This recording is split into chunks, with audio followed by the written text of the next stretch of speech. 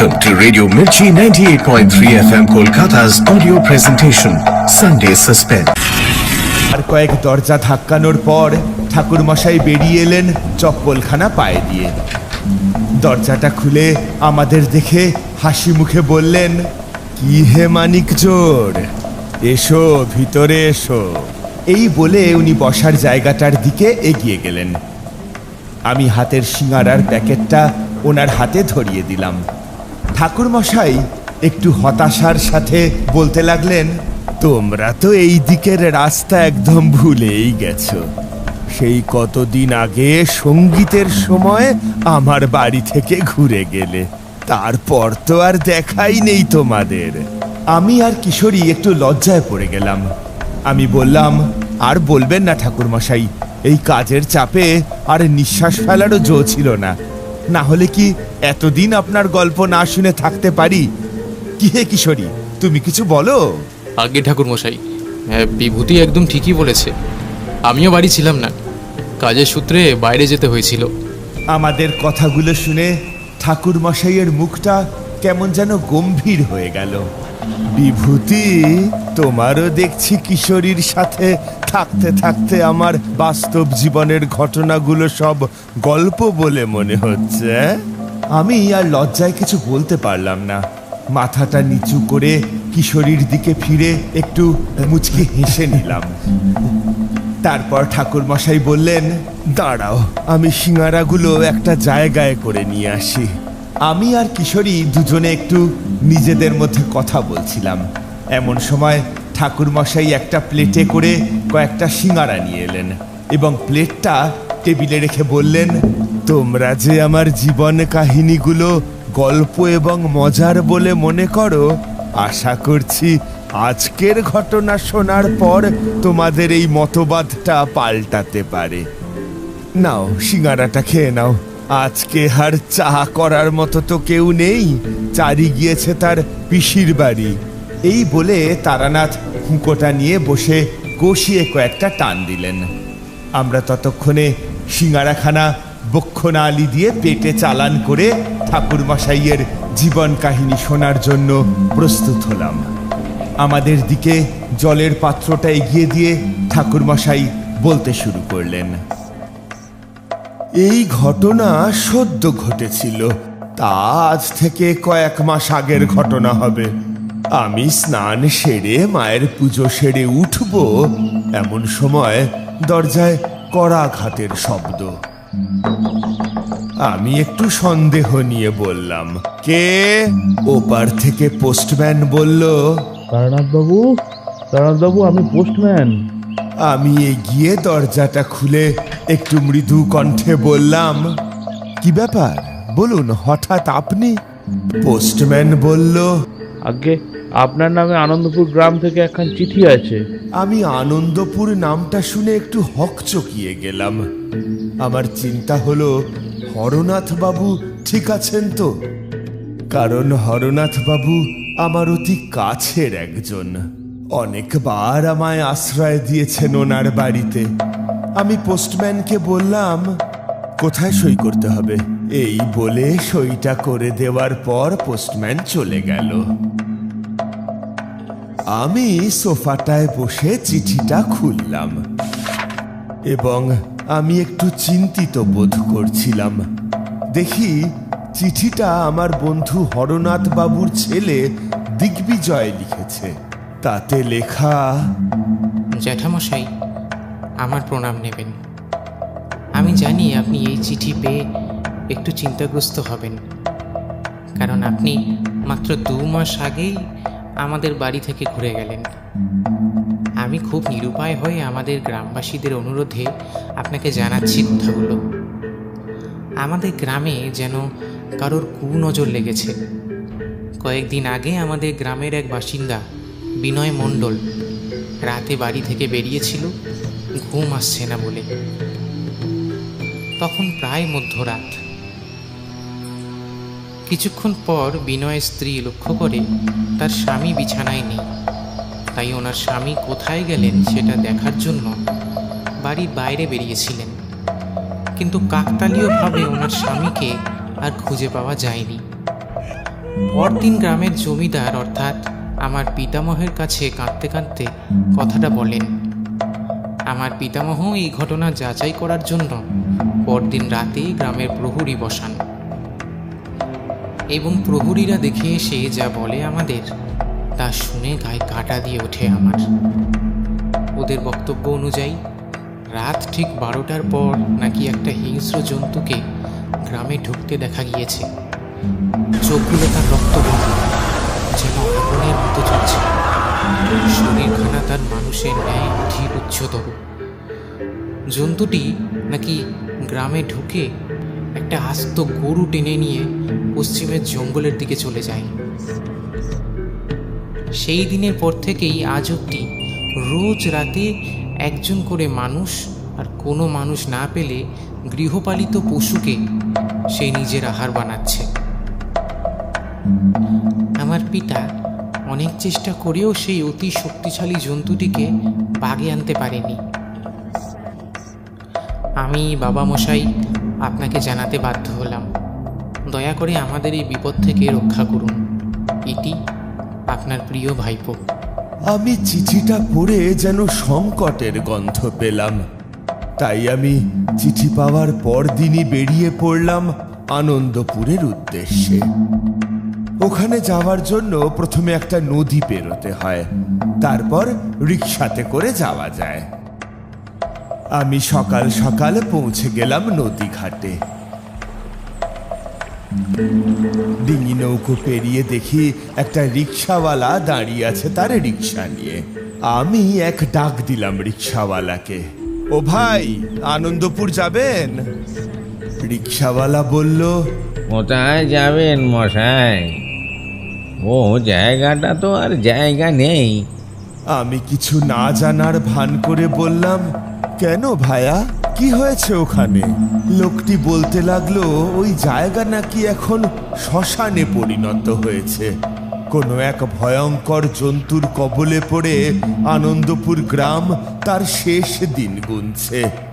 আমি এগুলো শোনার পর বললাম, আচ্ছা ভাই, আপনাকে গ্রামে ঢুকতে হবে না, আপনি না হয় আমাকে গ্রামের বাইরেই ছেড়ে দেবেন। লোকটি আমাকে আগাগোড়া এক নজরে দেখলো, দেখে নিয়ে বলল, দেখে তো বিরামবন বলেই মনে হচ্ছে। কেন যাচ্ছেন ওখানে নিজের বিপদ ডাকতে? দেখি না ওখানে গিয়ে একবার কে কার বিপদ ডেকে আনে। আপনার কথা তো কিছু বুঝলাম না বাবু। দেখতেই পাবেন সময় এলে। এখন যাবেন কিনা বলুন। লোকটি আর কিচ্ছু বলল না।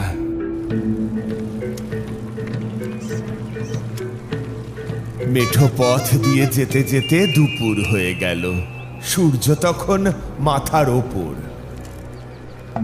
গ্রামের সীমানায় ঢোকার ঠিক মুখে কেন জানি বুকে খুব চাপ অনুভূত হলো।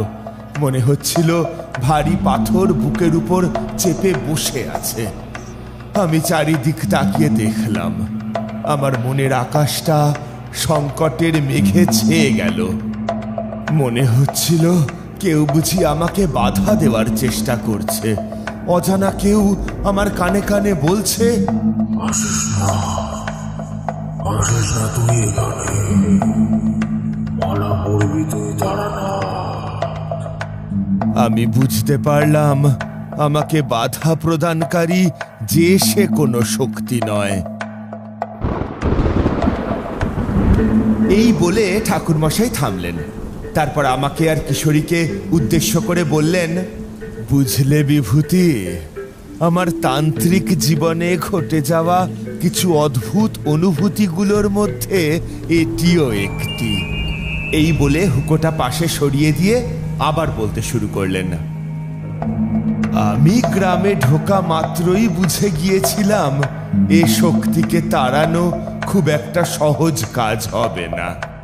আমি গ্রামের মাথায় রিকশাওয়ালাকে থামিয়ে তার পাওনা গন্ডা মিটিয়ে দিয়ে হাঁটতে লাগলাম দিগ্বিজয়ের বাড়ির উদ্দেশ্যে। পথে যেতে আমার সাথে অমলের দেখা হয়ে গেল। অমল হলো এই গ্রামের ডাক্তার। এক অনুষ্ঠানের সময় এই বালকটির সাথে আমার আলাপ হয়েছিল। খুব ভালো ছেলে, বিলেত থেকে ডাক্তারি পাশ করে নিজের গ্রামে এসে চেম্বার খুলেছে। অল্প পয়সায় গ্রামের গরিব মানুষদের চিকিৎসা করে। ওর সামনে এসে আমি দাঁড়িয়ে পড়লাম। অমল আমাকে প্রণাম করে বলল, কেমন আছেন ঠাকুরমশাই? এই বুড়ো বয়সে বেঁচে আছি এই অনেক। আপনি এসেছেন ভালোই হয়েছে ঠাকুরমশাই। আপনি যে 2 মাস আগে ঘুরে গেলেন তার কিছুদিন পর থেকে গ্রামটা কেমন জানি হয়ে গেছে। আগের মতো আনন্দপুরে আর আনন্দ বেঁচে নেই। কোত্থেকে কী যে হচ্ছে, আজ অব্দি প্রায় 20 জন গ্রামবাসীকে আমরা হারিয়েছি। আমি বললাম, আচ্ছা তোমরা কখনো খোঁজ করার চেষ্টা করনি? ওই জন্তু দেহগুলো নিয়ে যায় কোথায়? চেষ্টা করিনি বলছেন? অনেক চেষ্টা করেছি, কিন্তু রাতের বেলা ওই পশ্চিমের জঙ্গলে কেউ যে যেতে পারে না। কেন যেতে পারে না কেন? যখনই ওই পশ্চিমের জঙ্গলে কেউ যাওয়ার চেষ্টা করে তাকে আর খুঁজে পাওয়া যায় না। আমি শুধু মাথা নাড়লাম। অমলের সাথে কথা বলতে বলতে আমি হরনাথ চক্রবর্তীর বাড়ির সামনে এসে উপস্থিত হলাম। বাড়ির দুয়ারেই বসেছিলেন হরনাথ বাবু, সম্পর্কে আমার বন্ধু অথবা ভাইও বলতে পারো। আমাকে দেখেই উনি যেন একটু সাহস পেলেন। এগিয়ে এসে আমাকে বুকে জড়িয়ে বললেন, আপনার প্রতীক্ষাতেই ছিলাম তারানাথ বাবু। আপনি আশায় আমি কিছুটা হলেও বুকে বল অনুভব করছি। আসুন আসুন, ভেতরে আসুন। আমি ভিতরে গিয়ে দেখলাম দিগ্বিজয়ের স্ত্রী সবাইকে দুপুরের আহার পরিবেশন করছে। আমি দেখে ভারী আপ্লুত হলাম। যে মেয়েটা কদিন হয় বাড়ির বউ হয়ে এসেছে, এই কদিনেই কেমন সবার দায়িত্ব নিজের কাঁধে তুলে নিয়েছে। আমি জুতোখানা খুলছিলাম, তখনই হরনাথ বাবুর ছেলে দিগ্বিজয় খাওয়ার থালা ছেড়ে উঠে এলো আমাকে প্রণাম করতে। আমি আশীর্বাদ করে ওকে আবার আহার গ্রহণ করতে পাঠিয়ে দিলাম। আমাকে হরনাথ বাবু ডেকে বললেন, আসুন তারানাথ বাবু, ওই উঠোনের সামনের ঘরটায় আপনার থাকার ব্যবস্থা করেছি। হরনাথ বাবুর দেখিয়ে দেওয়া ঘরে গিয়ে কাঁধের ব্যাগটা রেখে হাত মুখ ধুয়ে খেতে বসলাম সকলের সাথে। কিন্তু মনের ভিতর কিছুতেই শান্তি অনুভব করতে পারছিলাম না। মনে হচ্ছিল কেউ যেন আমার উপর নজর রাখছে। আমি ওদেরকে আর কিছু বুঝতে দিলাম না। খেয়ে উঠে বারান্দায় পায়চারি করছি, এমন সময় একজন গ্রামবাসী এসে উপস্থিত। ছুটতে ছুটতে এসে কাঁদো কাঁদো গলায় বলতে লাগলো, জমিদার মশাই, ও জমিদার মশাই, বাড়িতে আসেন। হরনাথ বাবু হন্তদন্ত হয়ে ছুটে এলেন। এসে বললেন, কি হয়েছে কল্যাণ? তুমি এমন করছো কেন? সর্বনাশ হয়ে গেছে হুজুর, আমার সর্বনাশ হয়ে গেছে। আমি আজ সকালে জমিতে আমার গরু দুটিকে সরাতে নিয়ে গেছিলাম। এখন ওদের আনতে গিয়ে দেখি ও দুটো মরে পড়ে আছে। আমার সব শেষ হয়ে গেল হুজুর, আমার সব শেষ হয়ে গেল। এই বলে লোকটা হাউ হাউ করে কেঁদে উঠল। আমাকে হরনাথ বাবু বললেন, বুঝতে পারছেন তারানাথ বাবু, কি ঘোর সংকট ঘিরে এসেছে গ্রামটায়? আমি মাথা নেড়ে বললাম, সবই তো দেখছি। আচ্ছা, আমি আজ রাত্রিতে গ্রামটা একটু ঘুরে দেখতে চাই। আমার এই কথা শুনে হরনাথ বাবুর কপালে যেন চিন্তার ভাঁজ লক্ষ্য করা গেল। উনি একটু ভেবে চিনতে বললেন, দেখুন তারানাথ বাবু, গ্রামের অবস্থা খুবই খারাপ। আপনি যা করবেন খুব সাবধানের সাথে করবেন। আমি সম্মতি জানালাম। ক্রমেই সন্ধে গড়িয়ে রাত হলো। আমি দুজন পাহারাদারকে নিয়ে কাউকে কিছু না জানিয়ে একটা হেরিকেন আর আমার গঙ্গা জলের ঘটিখানা নিলাম। গলায় পড়লাম গুরুদেবের দেওয়া মন্ত্রপুত রুদ্রাক্ষের মালা। আমি স্থির করে বেরিয়েছিলাম আমি দেখবই কে সেই জন্তু যে এই গ্রামের ওপর এনেছে এক কাল রাত্রি। আর সে ওই পশ্চিমের জঙ্গলে কেন যায়?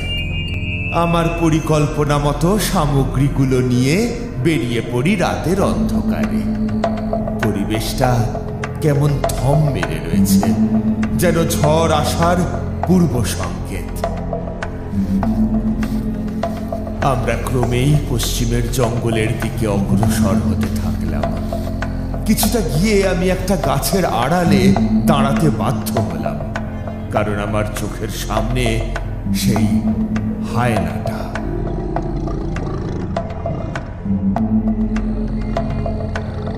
একটা বাড়ির সামনে দাঁড়িয়েছিল সেই অগ্নিবর্ণ চোখের জন্তুটি। ওটার শরীরের গঠন আর অন্যান্য অঙ্গ প্রত্যঙ্গগুলি হায়নাদের তুলনায় যথেষ্টই আলাদা। শরীরের উচ্চতা যেন দুটো সিংহের মতো। দেখলাম হায়নাটি ওই বাড়িতে ঢুকে গেল। কিছুক্ষণ পরে এসে বেরিয়ে এলো একটা ছাগলকে মুখে করে। তারপর সেই হায়না পশ্চিমের জঙ্গলের দিকে যেতে লাগলো। ওর এহেন আচরণে অবাক হলাম। ছাগলটিকে না খেয়ে সেটাকে নিয়ে যাচ্ছে কেন? আমি ওর পেছন পেছন যেতে থাকলাম। যেই না জঙ্গলের সীমানায় পা রাখা, অমনি কোনো এক অদৃশ্য শক্তি আমায় যেন বাইরে ছিটকে ফেলে দিল। আমি উঠে নিজেকে আগে গাত্রবন্ধন করে নিলাম। তারপর আবার প্রবেশ করলাম সেই জঙ্গলের মধ্যে। ঠাকুরমশাই আগে বলতে যাবেন, ঠিক সেই মুহূর্তে কিশোরী বলে ফেলে, আচ্ছা ঠাকুরমশাই, এত শক্তিশালী শক্তিকে আপনি পরাজিত করবেন কি করে? ঠাকুরমশাই রাগী স্বরে বললেন, কিশোরী, একটু ধৈর্য ধরতে শেখো। এই বলে উনি আবার গল্পে নিমজ্জিত হলেন। আমি জঙ্গলের ভিতরে প্রবেশ করার পরে কিছু দূরে গিয়ে একটা আলো মতো কিছু দেখতে পেলাম। সেই আলোর কিনারা ধরে এগিয়ে গিয়ে যা দেখলাম তা অন্য কেউ দেখলে সাথে সাথে মূর্ছা যেত। আমি দেখলাম এক অপশক্তির উপাসক কালো বস্ত্র পরে বসেছে যজ্ঞে, এবং তার পাশে বসে রয়েছে সেই হায়নাটি। আমি একটা ঝোপের আড়াল থেকে ওই কাপালিক কি করতে চাইছে তা বোঝার চেষ্টা করছি। কিছুক্ষণ দেখার পর বুঝলাম ওই কাপালিক হাকিনী সাধনা করতে বসেছে হরনাথ বাবুর ওপর প্রতিশোধ নেওয়ার জন্য। আমি ওই কাপালিককে বলতে শুনলাম, আমি তোকে ছাড়বো না হরনাথ। আমি ওই অবধি দেখে বাড়ি চলে এলাম। স্থির করলাম এই নিয়ে হরনাথ বাবুর সঙ্গে কথা বলতে হবে। পরদিন সকালে আমি হরনাথ বাবুকে ডেকে গত রাতের পুরো ঘটনাটা বললাম। তারপর উনি আমার অজানা আসল সত্য ঘটনাটা বলতে শুরু করলেন। বুঝলেন তারানাথ বাবু, এটা 1 মাস মতো আগের ঘটনা। ঠিক দুপুরের সময় এক কালো পোশাক পরিহিত এক তান্ত্রিক বাড়ির সামনে এসে উপস্থিত। বাড়িতে কেউ আছেন? আমি তখন পুজোতে বসেছিলাম। কোনো অচেনা ব্যক্তির ডাক শুনে বেরিয়ে আসি ভেতর থেকে। তারপর বলি, হ্যাঁ বলুন। আমায় একটু জল খাওয়াবেন জমিদার মশাই? আমি তখন আমার মেয়েকে দিয়ে 1 ঘটি জল আর কয়েকখানা বাতাসা দিয়ে পাঠাই। তারপর ওই ব্যক্তি পরম তৃপ্তিতে বলেন, প্রাণটা জুড়িয়ে গেল। আপনাকে অসংখ্য ধন্যবাদ জমিদার মশাই, আপনি আমার তেষ্টা মেটালেন। আমি প্রফুল্ল মনে বললাম, আরে ঠিক আছে, ওটা একজন জমিদার হিসাবে আমার কর্তব্যের মধ্যেই পড়ে। তারপর ওই ব্যক্তি হাতের ঘটিটা নিয়ে সামনের পথ ধরে চলে গেল। আমি আবার আমার আসন্ন পুজোতে বসলাম। কিন্তু আসল ঘটনাটা ঘটল তার ঠিক 2 দিন পর। বিকেলের সময় আমি বাগানে পায়চারি দিচ্ছি। ঠিক সেই সময় ওই কালো পোশাক পরিহিত ব্যক্তি আমার বাড়িতে এসে উপস্থিত। আমি গিয়ে বললাম, কি ব্যাপার ঠাকুর মশাই, আজ আবার হঠাৎ এই পথে কি মনে করে? ওই ব্যক্তি এক অন্যরকম লালসার চোখ নিয়ে বলতে থাকে, ওই দিন আপনি যেমন আমার উপকার করেছিলেন, তাই আজ আমি আপনার উপকার করতে এসেছি। কি উপকার ঠাকুর মশাই? আমি আজ একটা প্রস্তাব নিয়ে এসেছি আপনার কাছে। আপনার মেয়েকে আমি দেবী করতে চাই। আমার সহধর্মিণী রূপে আপনার মেয়েকে আমি গ্রহণ করতে চাই। এই কথাগুলো শুনে যেন আমার মাথায় রক্ত উঠে গেল। আমি গর্জে উঠে বললাম, থামুন, আপনি এই কথা বলার সাহস কোত্থেকে পেলেন? আমি ওই দিন একজন অসহায় পথিক হিসাবে আপনার সেবা করেছিলাম, আর আপনি তার সুযোগ নিলেন এইভাবে? ছি ছি ছি ছি! এই প্রথমবার বলে আপনাকে ক্ষমা করছি। আপনি এক্ষুনি বেরিয়ে যান আমার গ্রাম থেকে, নাহলে কিন্তু প্রহরীদের দিয়ে কারাগারে বন্দি করে দেব। ওই ব্যক্তি যেন ক্রোধ আর আক্রোশে ফেটে পড়ল। তারপর বলতে লাগলো, কিসের এত অহংকার তোর? আমি তোর মেয়ের ভালোর জন্যই বলেছিলাম কথাটা। কার হয় এত সৌভাগ্য? যাক, এই অপমান আমি মনে রাখবো হরনাথ চাটুর্যে, আর আমি এর প্রতিশোধ নেব। আরে এমন প্রতিশোধ নেব যে তুই আর তোর গ্রামবাসী কোনোদিন কল্পনাও করেনি, কোনোদিন না। এই বলে হরনাথ বাবু থামলেন। ওনার চোখ দিয়ে অশ্রু গড়িয়ে পড়ছিল। তিনি চোখ মুছতে মুছতে বললেন,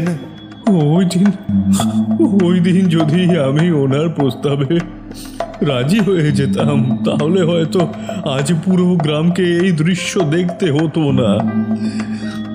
আমি ওনাকে বোঝালাম, কেউ যদি তার ক্ষমতার ভুল প্রয়োগ করে নিজের শক্তি প্রদর্শন করে, তাহলে তার কর্মফল স্বয়ং মা রক্ষাকালী দেবেন। আমি হরনাথ বাবুকে বলতে লাগলাম, এই জবাবের ব্যবস্থা আমি আজই করব, কিন্তু আপনার সাহায্যের অতি অবশ্যই প্রয়োজন আমার। হরনাথ বাবু বললেন, হ্যাঁ নিশ্চয়ই তারানাথ বাবু, কি করতে হবে বলুন। ওই হায়নার শরীরের ভিতর যে এক অতৃপ্ত আত্মাকে প্রবেশ করিয়েছে ওই কাপালিক, প্রথমে সেই আত্মাকে মুক্তি দিতে হবে, তারপরে ওই আত্মাকেই চালনা করতে হবে ওই কাপালিকের বিরুদ্ধে। পরিকল্পনা মতো কাজ শুরু হলো। সন্ধে গড়ানোর সাথে সাথেই যজ্ঞের প্রস্তুতি শুরু করে দিলাম। হরনাথ বাবুকে বলা ছিল, আজ রাতে যখন ওই হায়না গ্রামে প্রবেশ করবে, ওকে যেন একটা জালে বেঁধে নিয়ে আসা হয় যজ্ঞের কাছে। আমি সময় মতো যজ্ঞে বসে যাই আর চোখ বন্ধ করে মাকে স্মরণ করতে থাকি। চোখ বন্ধ করে দিব্য দৃষ্টিতে দেখতে পাচ্ছিলাম ওই হায়নাকে কাবু করতে কার্যত হিমশিম খেয়ে যাচ্ছে 15-20 জন সশস্ত্র প্রহরী।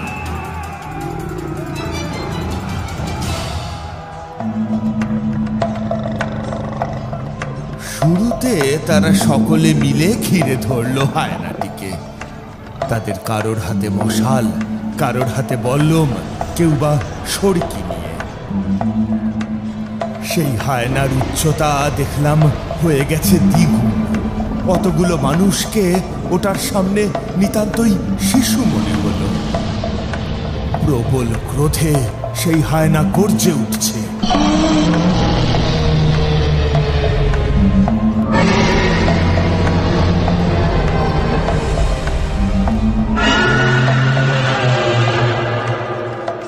তবে সে গর্জন কোনো সাধারণ হায়নার মতো নয়, যেন নরক থেকে উঠে আসা এক শয়তানের হুঙ্কার সেটা। ওটার মুখ থেকে ক্রমাগত লালা ঝরে পড়ছে, চোখ দুটি রক্তের নেশায় ঝিকিয়ে উঠল যেন। প্রথমে একজন প্রহরী তার হাতের বল্লমটা ছুঁড়ে মারল বিরাট হায়নার পেট লক্ষ্য করে। অতীব ক্ষিপ্রতার সাথে এক পাশে সরে গিয়ে সেই প্রহরীকে মুখে তুলে নিল সেই বিশাল হায়না। প্রবল যন্ত্রণায় চিৎকার করতে থাকা হতভাগ্য প্রহরীটি খেলনা পুতুলের মতো ছটফট করতে থাকলো তার মুখে। তীব্র এক কামড়, অমনি সেই প্রহরীর দেহটি দ্বিখণ্ডিত হয়ে পড়ে গেল মাটিতে।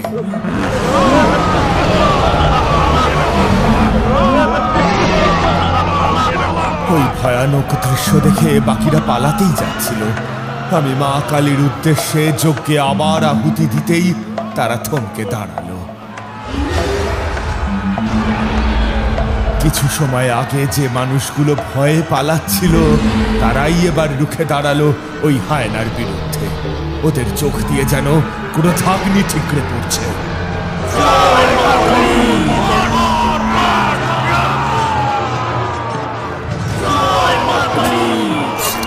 জয় মা কালী ধ্বনি তুলে দ্বিগুণ উদ্যমে তারা ছুটে গেল হায়নার দিকে।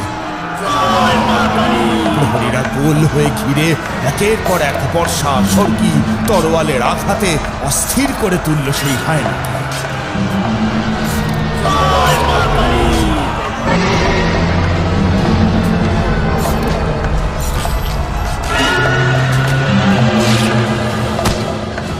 তবে এইবার হায়না প্রকাণ্ড এক হুঙ্কার করে উঠে তার কালো ধারালো নখ দিয়ে আঘাত করল মাটিতে। আসরিক শক্তির অধিকারী সেই জীবের পদাঘাতে সামনের মাটি ফেটে চৌচির হয়ে যায়। সেই আঘাতে প্রহরীরা প্রায় প্রত্যেকেই ধরাশায়ী হলো।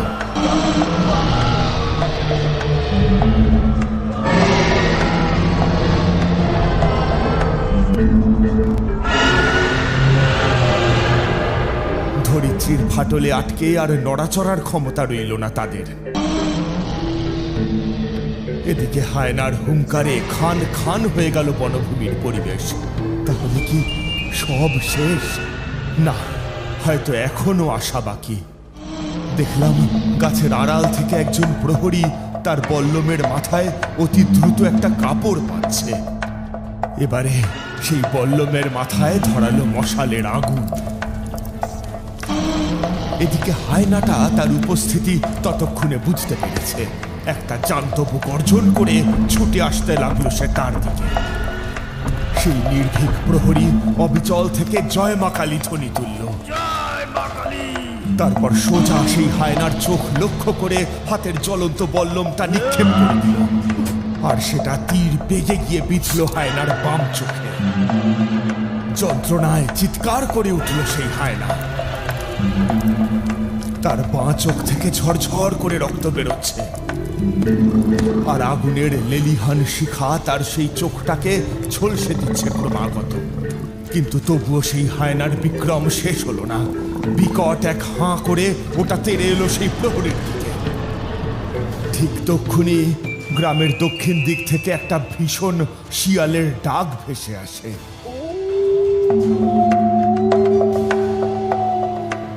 থমকে দাঁড়িয়ে যায় সেই হায়না। মৃদুস্বরে গড় গড় করতে থাকে সেটা, যেন এক সমান শক্তিধারী প্রতিপক্ষর উপস্থিতি টের পেয়েছে সে। দৃশ্যপটে দেখা গেল এক ঘন কালো বর্ণের শিয়ালকে। উচ্চতায় সে হায়নার সমান। এমন ভীষণ শেয়াল কোনোদিন কেউ দেখেনি। জলজলে ক্ষোভ মিশ্রিত দৃষ্টিতে সে তাকিয়ে ওই হায়নার দিকে। আকাশ বাতাস জুড়ে বেজে উঠল শঙ্খধ্বনি। দেখলাম ওই শেয়ালের আগমনের সাথে সাথেই বদলে গেল পরিবেশ।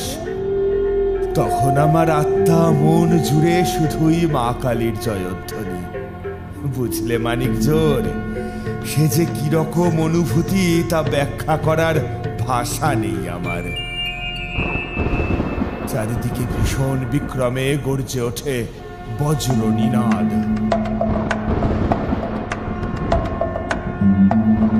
বাজ তো নয়, যেন সহস্রটা ঢাক একসাথে বাজছে। প্রবল ঝোড়ো হাওয়ায় গাছের মাথাগুলো নুইয়ে পড়ছে বারবার। গোটা প্রকৃতি গাইছে জগৎ মাতার আবাহন সঙ্গীত।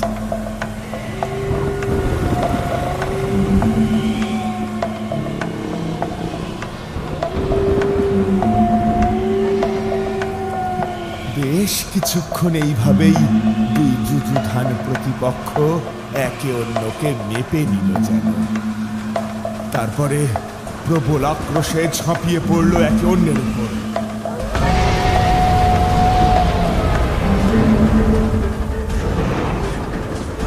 হায়নার আঘাতগুলো যেন কোনো ক্ষতিই করতে পারছিল না সেই কালো বর্ণের শিয়ালটিকে। শিয়ালের এক এক কামড়ে হায়নার প্রাণ শক্তি ক্রমাগত নিঃশেষ হতে থাকে।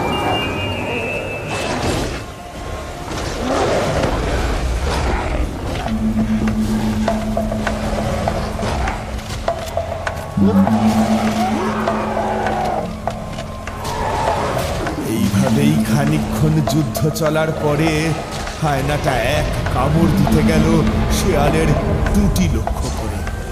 অমনি অবাক কাণ্ড, শিয়ালটি ধোঁয়ার মতো কুণ্ডলি পাকিয়ে এক প্রকার অদৃশ্য হয়ে গেল। মুহূর্তের ভগ্নাংশ মাত্র শিয়ালটিকে আবার দেখা গেল হায়নার ঠিক পা পাশে। এক কামড়ে সে হায়নার গলা কামড়ে সেটাকে ধর থেকে আলাদা করে দিল। তারপর আকাশে মুখ তুলে এক হুঙ্কার। মুহূর্তে পরিবেশ স্বাভাবিক হয়ে আসে। সেই শিয়াল ধীরে ধীরে মিলিয়ে যায় বাতাসে। শুভ আর অশুভ শক্তির এক ভীষণ যুদ্ধ শেষ হওয়ার পর সেই হায়নার মরদেহ ওরা নিয়ে এলো আমার সামনে। প্রহরীদের মধ্যে 4 জন ছাড়া তখন আর কেউ বেঁচে নেই। আমি গুরুদেবের বলে দেওয়া বিশেষ মন্ত্র পাঠ করে ওই হায়নাটির শরীর থেকে আত্মাটিকে আলাদা করে দিলাম। আর সাথে সাথেই মেঘ যেন কালো হয়ে এক অসময়ের অমাবস্যা নেমে এলো সারা বাড়ি জুড়ে। তারপর আমি ওই আত্মাকে পরিচালনা করলাম ওই কাপালিকের উদ্দেশ্যে, আর আদেশ দিলাম ওকে শেষ করে মুক্তি লাভ করতে। কিছু সময় পর একজন গ্রামবাসী ছুটতে ছুটতে এসে বলল, জমিদার মশাই, জমিদার মশাই। হরনাথ বাবু বাইরে বেরিয়ে জিজ্ঞাসা করলেন, কি হয়েছে? সেই গ্রামবাসী হাঁপাতে হাঁপাতে বলল, আমি আজ ওই পশ্চিমের জঙ্গলে কাঠ কাটতে গেছিলাম। অনেক গভীরে ঢুকে পড়া আমার জঙ্গল থেকে বেরোতে অনেক দেরি হয়ে যায়। বেরোনোর সময় আমার চোখ যায় জঙ্গলের ভেতর মন্ত্রোচ্চারণ করতে থাকা এক সাধুর উপর। ও কি করছে আমি দেখার চেষ্টা করছি। এমন সময় একটা কালো ধোঁয়া এসে ওই সাধু চারদিক ঘিরে ফেলে। আমার ওই জগে এখনই জ্বলন্ত কাঠের টুকরো সদরে ওই সাধুর বুকে বিঁধে যায়। কড়কড় করে রক্ত বেরোতে থাকে জায়গাটাতে। পরে পুরে ছাই হয়ে যায় ওই সাধুর দেহ। তারপর ওই কালো ধোঁয়া যেন অদৃশ্য হয়ে যায়। আমি তাই ঘটনাটা আপনাকে জানাতে এলাম। হরনাথ বাবু আমাকে ইশারা করে বললেন, এর জবাব আপনি দিন তারানাথ বাবু। আমি ওই গ্রামবাসীকে আশ্বাস দিলাম যে ওই সেই সাধু যে এই আনন্দপুরের আনন্দ কেড়ে নিয়েছিল। আর কোনো দুশ্চিন্তা নেই, ও ওর পাপের শাস্তি পেয়ে গেছে। দীর্ঘ এক অভিশপ্ত রজনী শেষে উদয় হলো এক নতুন প্রভাতের। আনন্দপুরের আনন্দ আবার ফিরে এলো।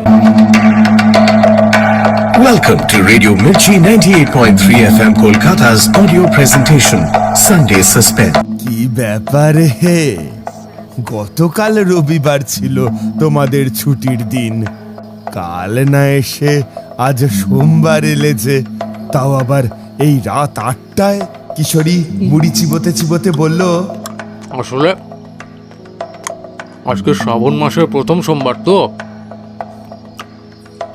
আইডিটলার মোটা মহাদেবের মন্দিরে গিয়েছিলাম দুজনে বাবার মাথায় জল ঢালতে।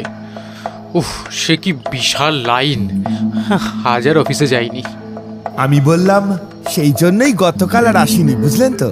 ইচ্ছা ছিল আজকের সন্ধেটা আপনার সাথে কাটানোর। আর তাছাড়া সারাদিন নিরামিষ খেয়ে তেলে ভাজা আর কিনলাম না। ওই দোকানে তো পেঁয়াজের ছোঁয়া, তাই ময়রার দোকানের সিঙ্গারা নিয়ে এলাম।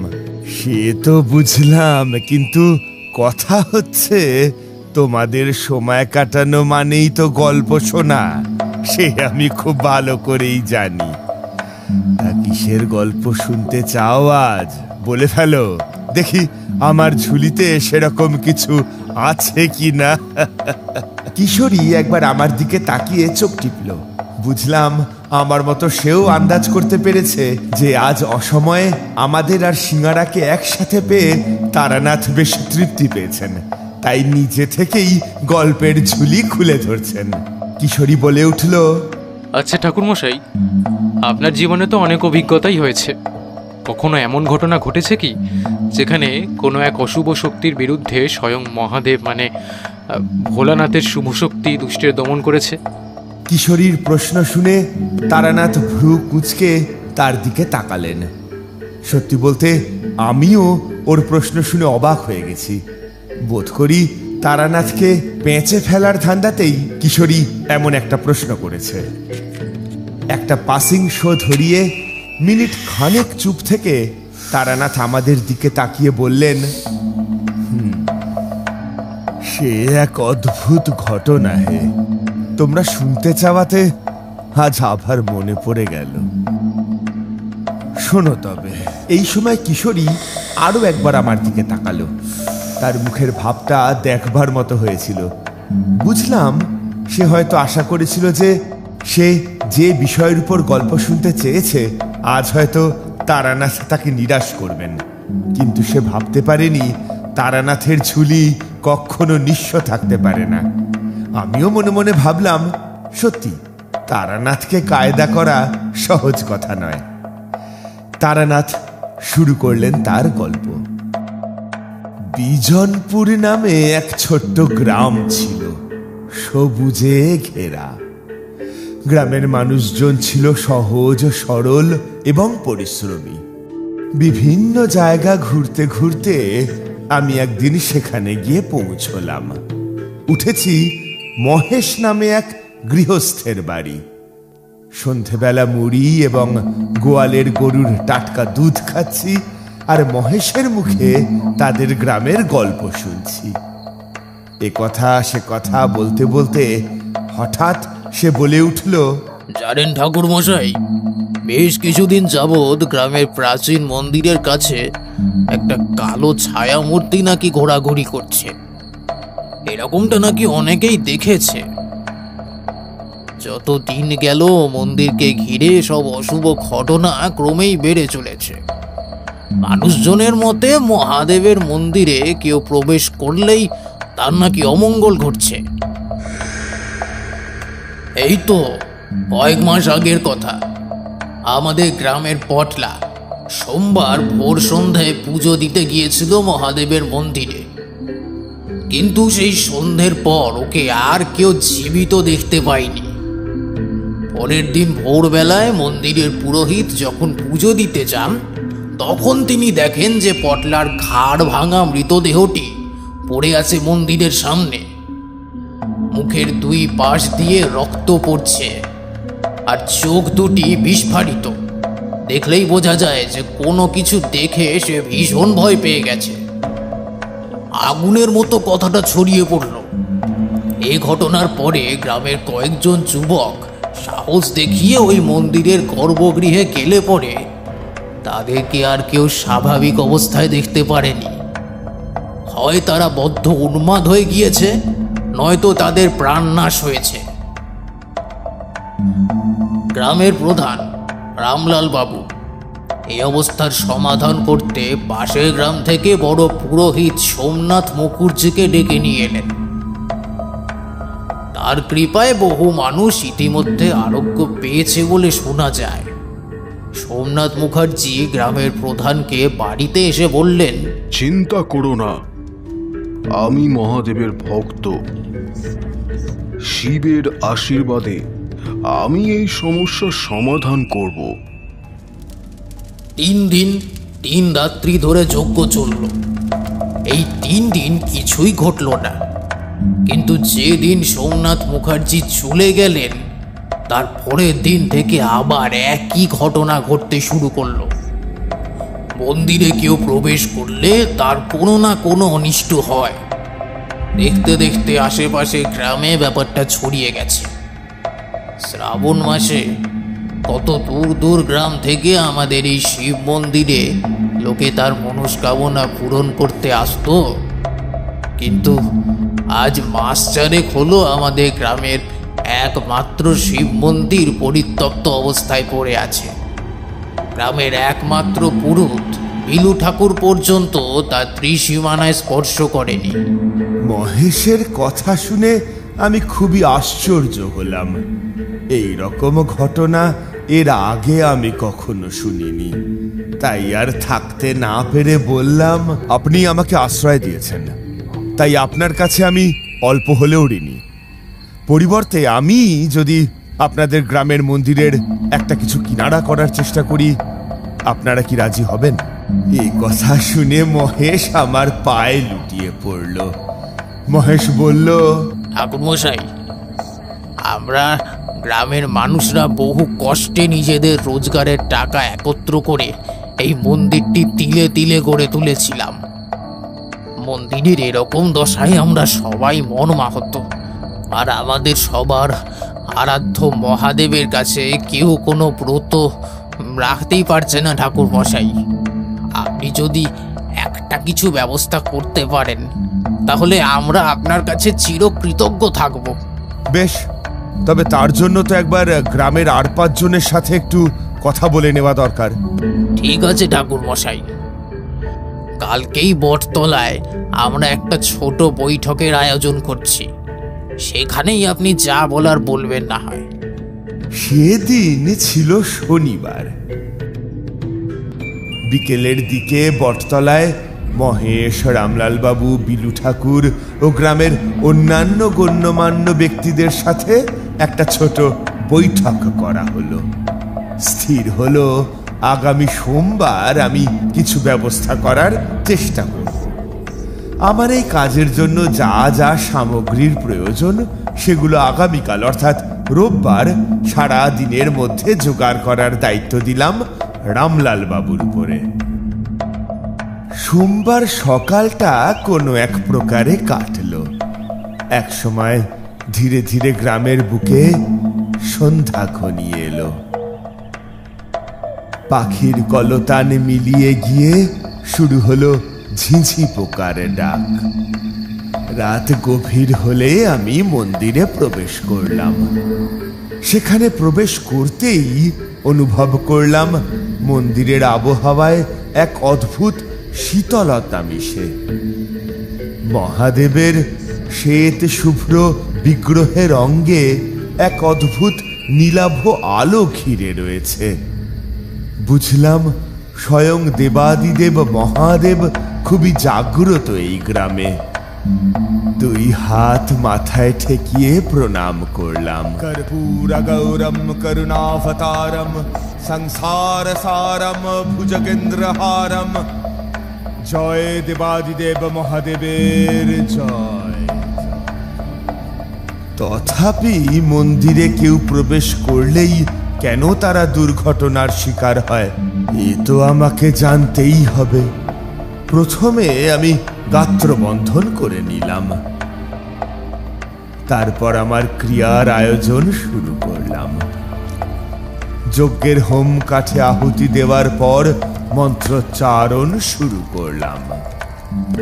ওম নমঃ শিবায়, ওম নমঃ শিবায়, ওম নমঃ শিবায়।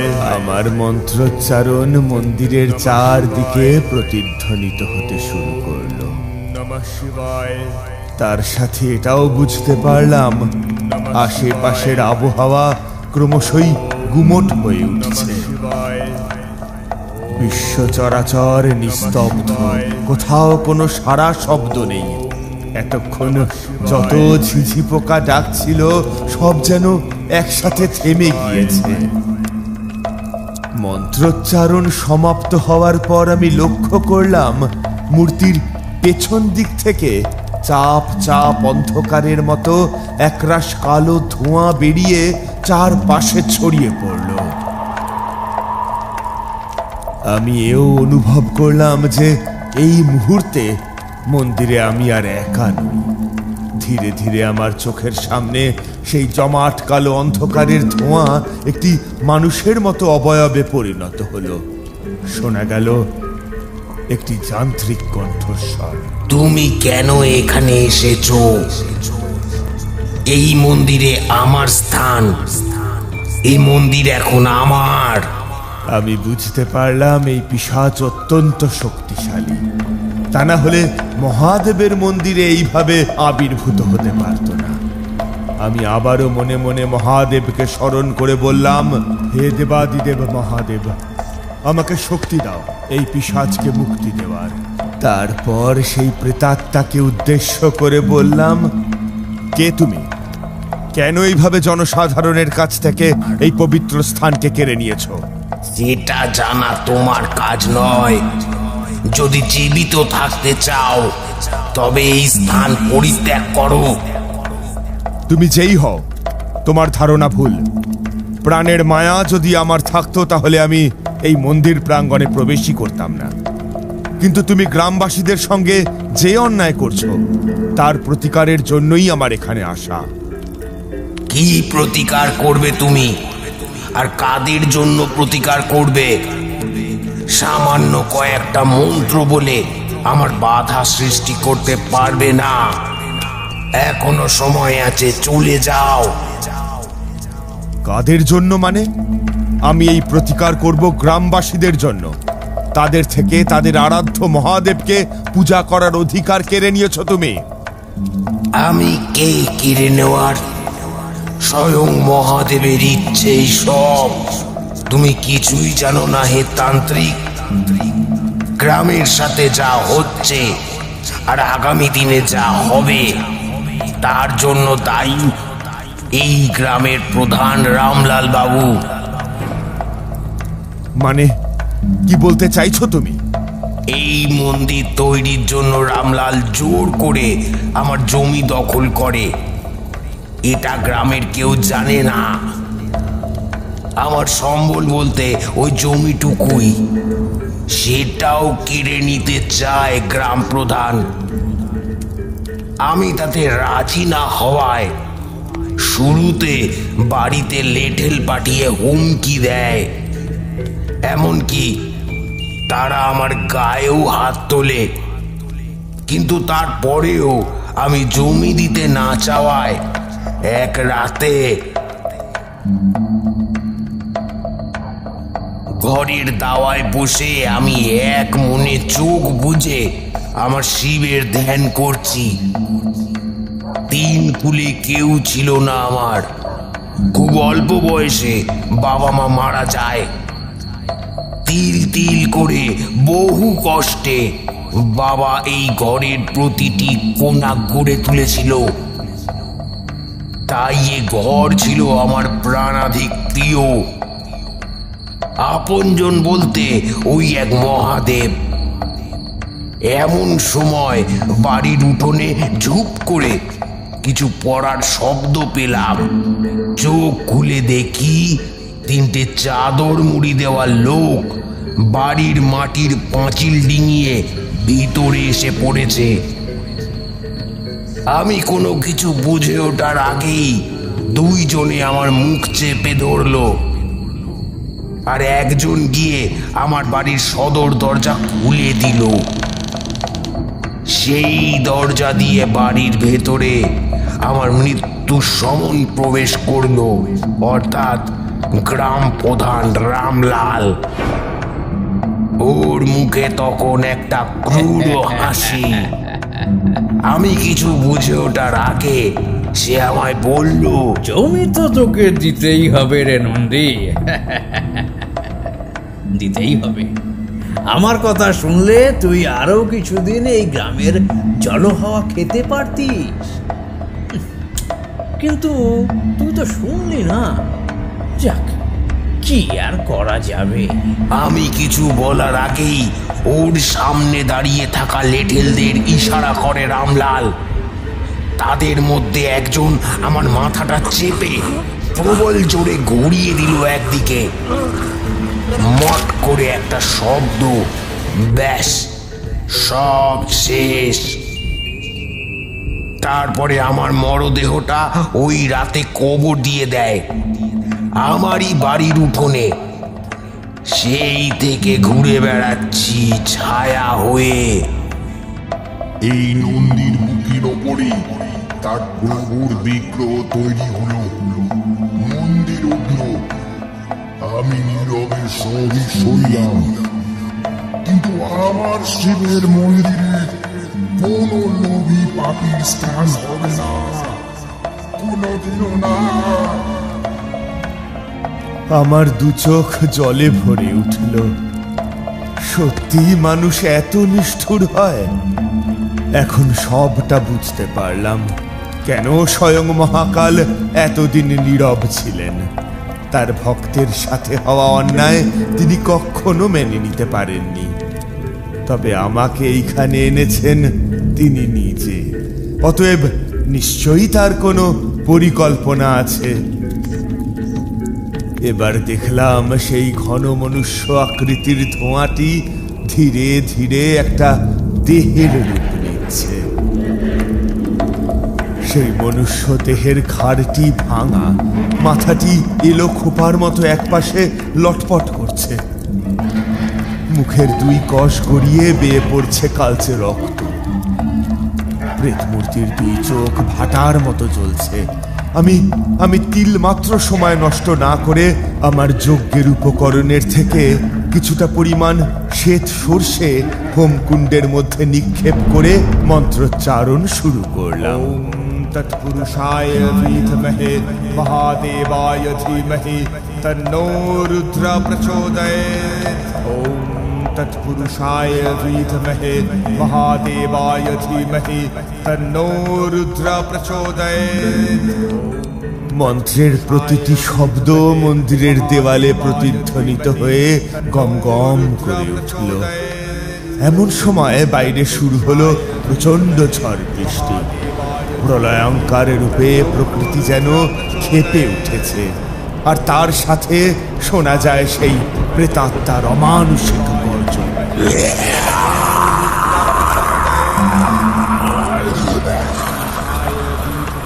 এত কিছুর মধ্যেও আমি কিন্তু থামলাম না।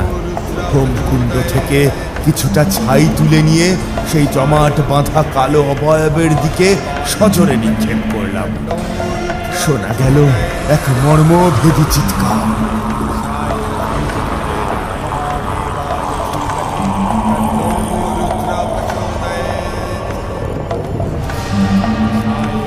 বাইরের দিকে তাকিয়ে দেখলাম প্রকৃতি তার রূপ পরিবর্তন করতে শুরু করেছে। ঝড় অনেকটা কমে এসেছে। বোধ করি আমার সামনের প্রেত মূর্তি কিছুটা নিস্তেজ হয়ে এসেছে, কারণ তার চোখের সেই অগ্নি স্ফুলিঙ্গ আর দেখতে পাচ্ছি না। বলো, তুমি এই মন্দির ছেড়ে চলে যাবে? তুমি প্রতিহিংসার আগুনে জ্বলছ নন্দী। দেবাদিদেবের ভক্তদের মনে হিংসা নয়, দয়া থাকে। এই তুমি দেবাদিদেবের ভক্ত? তারানাথ, তুমি আমাকে তাড়াতে পারবে না। আমি লক্ষ্য করলাম প্রেতাত্মার এই শেষ কথাটার সঙ্গে সঙ্গে পুনরায় তার চোখের অগ্নিস্ফুলিঙ্গ ফিরে এসেছে। বুঝলাম সাময়িক কালের জন্য সে নিজেকে প্রস্তুত করছিল। তাই আমি আর কাল বিলম্ব না করে পুনরায় মন্ত্রোচ্চারণ শুরু করলাম। ওম তৎপুরুষায় বিদ্মহে মহাদেবায় ধীমহি তন্নো রুদ্র প্রচোদয়াৎ। আর তার সাথে ক্রমাগত যজ্ঞকুণ্ডের মন্ত্রপুত ভস্য চতুর্দিকে নিক্ষেপ করতে শুরু করলাম।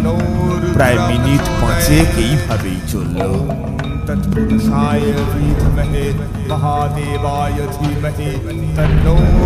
এক সময় মহাদেবের বিগ্রহ থেকে একটা দ্যুতি বেরিয়ে সেই প্রেতাত্মার শরীরে গিয়ে আঘাত করল। সঙ্গে সঙ্গে সেই প্রেত মূর্তির সারা শরীরে ধরে গেল আগুন। প্রবল আর্তচিৎকারের সাথে সাথে অন্তর্হিত হলো সেই পিশাচ মূর্তি।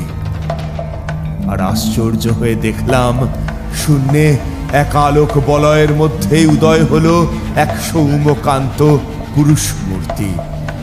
আমাকে প্রণাম করে সেই মূর্তি আবার আলোক বলয়ের রূপ নিয়ে স্থান নিল বিগ্রহের পায়ে। আমি পূজা শেষ করে মন্দিরের বাইরে বেরিয়ে এলাম। বাইরে বেরিয়ে বুঝলাম মন্দিরের আশেপাশে এক অদ্ভুত শান্তি নেমে এসেছে। প্রকৃতি এখন শান্ত। আবারও শোনা যাচ্ছে ঝিঝি পোকার ডাক, শোনা যাচ্ছে রাত পাখির ডাক। ধীরে ধীরে মন্দির প্রাঙ্গণের বাইরে এসে দাঁড়ালাম। এদিকে মন্দির প্রাঙ্গণের বাইরে গ্রামের বিশেষ ব্যক্তিরা আমার জন্য অপেক্ষা করছিল। তাদের প্রত্যেকের মুখ থমথমে, কারণ জিজ্ঞাসা করতেই জানতে পারলাম কিছু আগেই মোড়ল মশাই নাকি সাপের কামড়ে মারা গিয়েছেন। অনেক চেষ্টা করেও তাকে আর বাঁচানো যায়নি। সত্যি কর্মফল বড়ই অদ্ভুত। আমি গ্রামবাসীদের উদ্দেশ্যে বললাম, শুনুন সকলে, মহাদেবের আশীর্বাদে প্রেতাত্মা মুক্তি পেয়েছে। এখন থেকে মন্দিরে নির্ভয়ে প্রবেশ করতে পারবে সবাই। সামনেই তো শ্রাবণ মাসের প্রথম সোমবার। সাজিয়ে তুলুন আপনাদের মন্দির। আবারও দূর দূরান্ত থেকে লোকে ছুটে আসুক তাদের আরাধ্য দেবতার কাছে নিজেদের মনস্কামনা নিয়ে। আমার কথা শুনে গ্রামবাসীদের শোকাতুর মুখগুলো যেন খুশিতে ফেটে পড়ল। পরদিন থেকেই শুরু হয়ে গেল মহা তোড়জোড়ের সঙ্গে মন্দির সংস্করণের কাজ। মন্দিরটি পুনরায় তার আগের রূপ ফিরে পেল। সেবারের শ্রাবণ মাসটা আমি সেই গ্রামেই কাটিয়ে দিলাম। মন্দির প্রাঙ্গণে সে এক বিশাল মেলার আয়োজন হয়েছিল। দূর দূরান্ত থেকে লোক ছুটে এসেছিল। পরে আমি তাদেরকে এই সত্য সম্পর্কে অবগত করাই। তারা নন্দিনী নামে শান্তি সস্তায়ন করে। আমার ভবঘুরে জীবনে এই প্রথম কোনো একটা গ্রামে আমি বেশ কিছুদিন কাটালাম। গ্রামের লোকেদের প্রতি আমার এই উপকারের জন্য গ্রামবাসীরা সহজে আমাকে ছাড়তে চাইছিল না। কিন্তু সারা জীবন যার পথে পথে ঘোরা অভ্যাস, সে কি করে কোনো জায়গায় আবদ্ধ হয়ে থাকতে পারে বলো? তাই আবারও বেরিয়ে পড়েছিলাম। গল্প শেষ করে তারানাথ আর একটি passing show ধরালেন।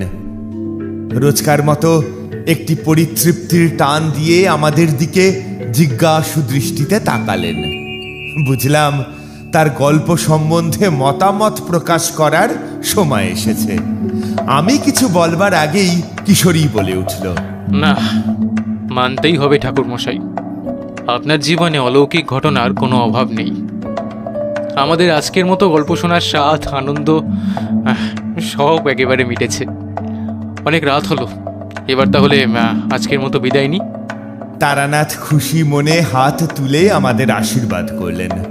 Welcome to Radio Mirchi 98.3 FM Kolkata's audio presentation, Sunday Suspense.